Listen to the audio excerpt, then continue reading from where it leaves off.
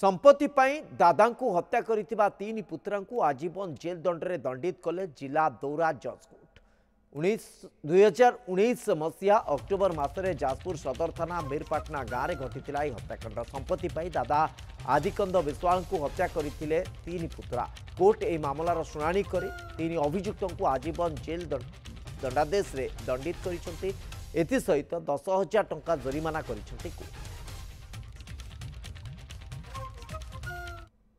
जिला जज एवं दौरा जज श्रीयुक्त अमृत रंजन नंद साक्ष्य प्रमाण ग्रहण करी आसामी मानकु जेल दंड देइचंती। तीन जन आसामी को जेल दंड दिया जाइछि।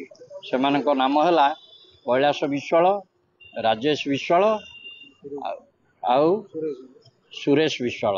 एमानक प्रत्येक को आजीवन कारादंड रे दंडित करा जिबा सहित 10,000 टंका जोरिमाना दवापाई निर्देश दिया जाइछि एवं अनादाय 6 मास कारादंड भोगिबे।